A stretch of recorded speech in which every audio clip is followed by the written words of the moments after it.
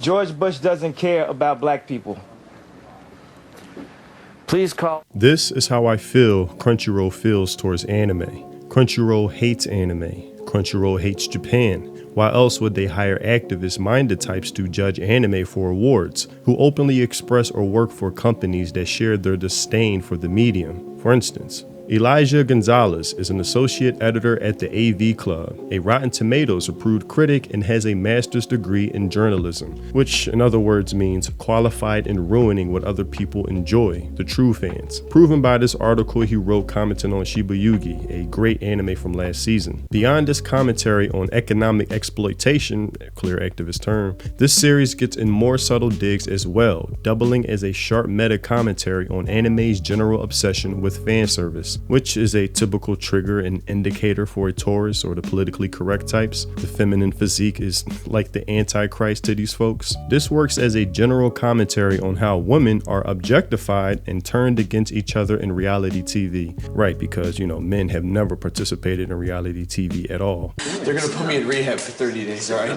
I'm sorry, guys. I don't mean to heck like this. The medium has deservedly earned a reputation over the years for being filled to the brim with fan service meant to titillate male audiences. This type of framing is so prevalent that it's borderline the norm for shows to have random shots focusing on butt and cleavage. I like it.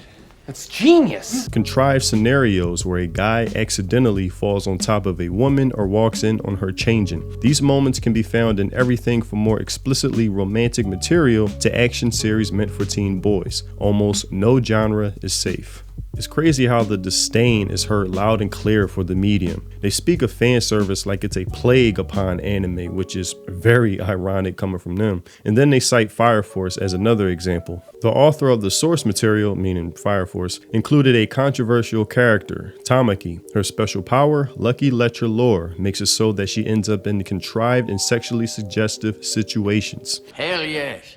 Where her clothes fly off or she is groped due to bad luck. It's the thinnest excuse imaginable to use these lazy tropes. And like other shows that do this, it comes across as much more trashy than sexy. These kinds of decisions make it difficult to take these stories seriously. That sounds kinda gay. Gay, gay. That's it, I had enough of this guy for one. And then they criticize my dress-up darling for doing the same. This approach breaks down when the camera ogles Marine while she's alone. Look, she bending over. Claude, have mercy.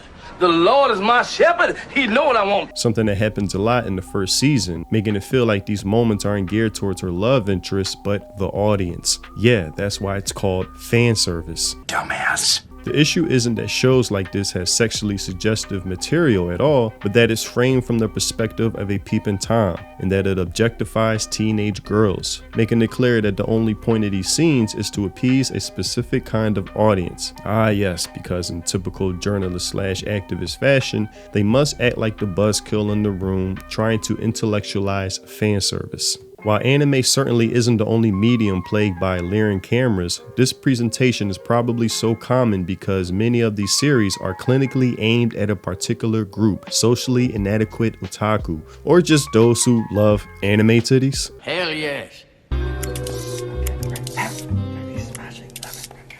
Yes, okay, great. Yeah, okay, cheeky, yeah. Come on, baby, give it to me. Yes, no!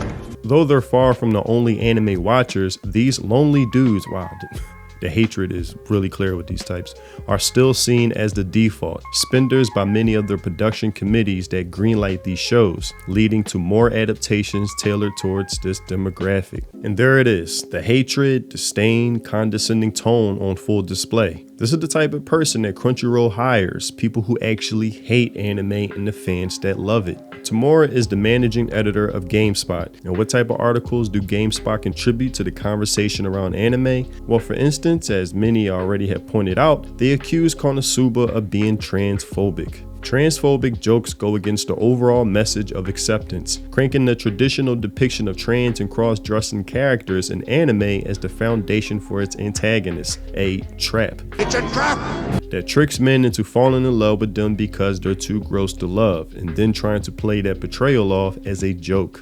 And this is the reason why comedy is damn near dead in Hollywood. We have fostered a generation of easily offended people, bubble wrapping them from dirty words and comedy, crawling up into little balls the moment any joke hits the screen. Anime seems like the only place where comedy still exists, and outlets like this that Tamar is employed by want to strip that away, as well as dedicating videos to demonizing anime tropes that of course deals with the heavies and more. And a lot of recent, well-received shows have at least a little fan service. It's almost to be expected at this point. And that can get exhausting, especially when you're trying to watch a show you thought was gonna be about zombies and instead it was about other things. Kill la Kill is different and definitely more contentious. But personally, Kill la Kill's fantastic character development, action, and story make it feel less exploitative, but generally the difference between good fan service and tolerable to bad fan service is about framing and context. When fan service is done right, it doesn't feel excessive. Shut when you think about it. And last but not least, or maybe, Enemy Aban consults with entertainment brands on DEI, community engagement and influencer marketing, connecting campaigns with authentic voices in the anime community, which just has activists written all over it. The type of people that complain about a lack of representation, not enough of this demographic, anime is inherently problematic, we must change it.